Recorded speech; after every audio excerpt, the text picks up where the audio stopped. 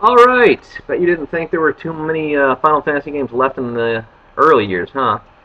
Well, here's the thing. There aren't. Square decided that, hey, Final Fantasy 1 was selling, and their recently released Final Fantasy 4 was selling, and people in the West knew brand recognition, so screw it. Let's call all of our games Final Fantasy from now on. So we got four games on the Game Boy which were not Final Fantasy. They were Final Fantasy in name only, unofficial games. That being said, they bear some mentioning because while not officially Final Fantasy, they take sort of the basic idea of Final Fantasy and do a pretty good job of telling a story based on it. So let's look at the first one, Final Fantasy Adventure. This is, of course, sort of Mana. It creates a more Legend of Zelda-esque storyline, but keeps some of the level ups and the quest elements of Final Fantasy. True, it is far closer to Legend of Zelda than any Final Fantasy game, but it created an interesting world and it did some unique things that would be repeated in future Final Fantasies, such as giving you weapons that had unique traits that you could use to solve puzzles, again, a la Legend of Zelda. The story was much more interesting, with you actually starting out in an arena, fighting for your life, and then having to save the Monastery and some friends of yours from a Dark Lord. It was very interesting at the time because it gave us a very fleshed out main character and a supporting cast that was very memorable and that we cared about. The combat was, for the most part, very fun, and the bosses used real time battle. We didn't use the turn based or the bar system, where a bar would have to fill up and then you would go and attack. This was all in real time, just like The Legend of Zelda. And that's why a lot of people actually cling to it as a good Final Fantasy game, because while it is Final Fantasy in name only, it was much more action oriented and a lot less grindy than the first three. I still have fond memories of it myself. I bought the Sword of Mana remake after all, because yes, it is Sword of Mana. Now, moving back to the RPG realm, let's talk about Final Fantasy Legend. I adore Final Fantasy Legends. I recognize that it's an incredibly flawed game, but I absolutely adore it. So, what is it? It's a game that starts off very much like the original Final Fantasy. You are given four characters. You can choose their classes, being human, mutant, or monster, and each of these affects how they play. Humans cost more to keep up because you have to keep buying them equipment. Equipment, I might add, that will break after a certain amount of uses, very stupid. You can get mutants who are the magic users, but you have to level them up with skills and special items that will increase their abilities. And once again, you have to buy them equipment. Or monsters. Monsters were interesting because they were literally the kind of monsters you would fight on the field. If you killed a monster, they would drop meat, and if you let your monster eat it, they would change and grow, almost like Pokemon. However, monsters were unpredictable. Sometimes they would be very useful, sometimes they would be near worthless because their element was the same as the boss's. But what really got me about it was the quest. You see, you start off at the bottom of an immense tower, at which the top is said to hold paradise. Now, this might seem like a trope, but actually what they do with it is quite interesting. The bottom of the tower is a world that's been sealed by a fiend. Yeah, get used to that. This is going to be happening a lot. So you go and try and break the seal. You collect four powerful weapons, fight the fiend who sealed up the tower, and go up. Your first world is very Arcadian. Forests, few mountains, very nice. Then you climb the tower. There are worlds inside the tower, little mini rooms that are full of spikes to torment people, or perhaps a tropical oasis, and people think it's paradise already. They're just relaxing. People get trapped by the allure of the tower. They get stuck in it. But we the adventurers, we have to keep on climbing. And eventually we find a world flooded with water with another fiend. Then a world on the clouds with another fiend. Then a technological world, very Mad Max, very Road Warrior-esque, with another fiend. And we keep climbing. We find more bosses. We find more small worlds with people who've either accepted their fate, given up on climbing, or who are just too weak to carry on, even though they want to. It was a very interesting idea, and you kept on going. Eventually, it seemed like you were sent back to the bottom, but in truth, it was just another trick of the tower to try and make you give up. And you kept on going until you reached the top, and you found the developer. It was an interesting little twist, especially at the end, because the developer, well, the end of the game is not quite what you might expect, I'll say that. Rather than doing the standard adventure trope, sometimes it's okay to say, we've had enough. It's okay to turn back. We did what we set out to do.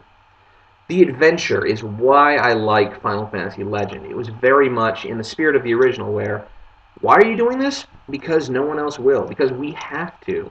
We're on a quest and we're going to see it through. And we're going to see all of these amazing worlds till the end. Bear in mind, the game's not perfect. The monster, mutant, human system was very flawed. You had to try and build a balanced party, but oftentimes the game felt unbalanced. And like I said, weapons, including very rare ones, like one-hit kill weapons or incredibly strong, useful items like a Masamune, they had specific amounts of uses you could use before they broke. But I'm willing to forgive it because the game was very interesting. And for a Game Boy game, it managed to really sell the idea that you were in other worlds. It was a lot of fun. Now, that being said, Final Fantasy Legend 2 was a bit of a departure. And yet it was also the same. Final Fantasy Legend 2 has a much more involved story. You do still build your party from the very beginning, and you are still climbing a very large tower, this time almost like a tree, where you are trying to collect different magi, which are sort of elements that kind of guide the world and control it. But whereas you had 4 big worlds and a few small worlds in the original, there were so many worlds in Final Fantasy Legend 2. You could go to a world of giants. You could climb inside a person's body. You could do dragon racing, for God's sake. And you met gods. At one point in the game, you'll die. And Odin, the god of the afterlife, just roll with it, I know it's not true, will actually offer to restore you to life if you want. Then you meet Odin, and you fight Odin. And if you die again, you're screwed because no one's there to revive you. You literally fight incarnations of gods. And it also included guest characters.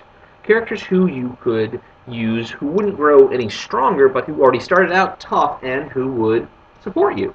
It was a truly interesting experience, and one that I felt very much like playing. Like the first one, it was the adventure that drew you in. All of the different worlds, all of the different abilities that you could do, all of the different places to see, and everything. And it was on the Game Boy, but it gave you so much to just enjoy and suck in, to just immerse yourself in the world before immersion was really a thing. And it was so fun. And there was even a little humor in it. It had a very quirky sense of how the world should be. I quite liked it. The final game from the early years was also on the Game Boy. This was Final Fantasy Legend 3. Now, Final Fantasy Legend 1, 2, and 3 were all from the Saga series, but each of them had elements of Final Fantasy in them. They felt very much like quests. You could do class customization. You could play in your standard RPG style. And Final Fantasy Legend 3 was probably the most ambitious of all of them. You had a past, a present, and a future that you could travel through with different functions of a machine. And you had 4 distinct characters. Yes, you still had certain class requirements. You could have them be monsters, mutants, humans, or in this case, robots, who would change based on the equipment you installed in them. But the characters had somewhat unique personalities, and the world was different from anything we'd seen. The world is being flooded by monsters from Pure Land, and the water gives birth to new monsters. As you travel through the past, you see the world is much larger there, and in the future, the world's almost subsumed by the flood that's been pouring out of the sky. The goal is to go to the land of the monsters, Pure Land, which is flooding you, and to try and take the monsters down. This actually created some very interesting ideas. Not only do you fight basic bosses, not only do you affect time and space, Chrono Trigger style, where something in the past is going to lead to a change in the present, which is also really cool for a Game Boy game, but it had a very specific set of monsters who were very weak to legendary swords. Legendary swords are not the strongest weapons in the game. No, you get your first legendary sword about 2/3 of the way through the game, and it is quickly outclassed by other weapons, like, say, a Masamune or what have you. However, against those bosses, it does so much more damage than your standard Masamune or your bazooka or whatever, so it was really important that you keep them and use them. At one point, I actually just said, you know what? I'll just keep the legendary swords equipped all the time. Why not? It was an interesting game that gave you, once again, that quest-based feel, but different from the other Final Fantasy and Final Fantasy Legend games.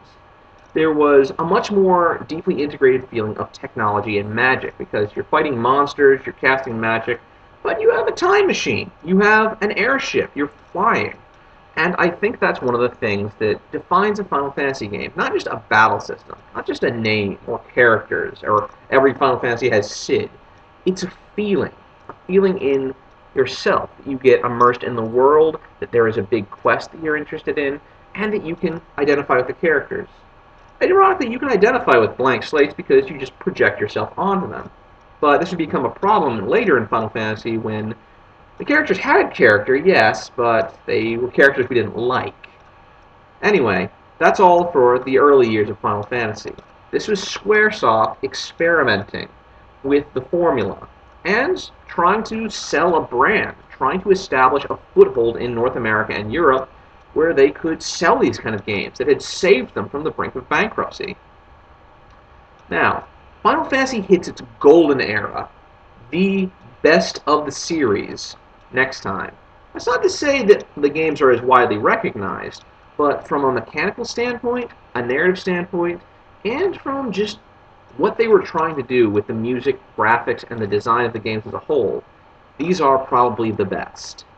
Alright, stay tuned. I'll be back with the golden era shortly.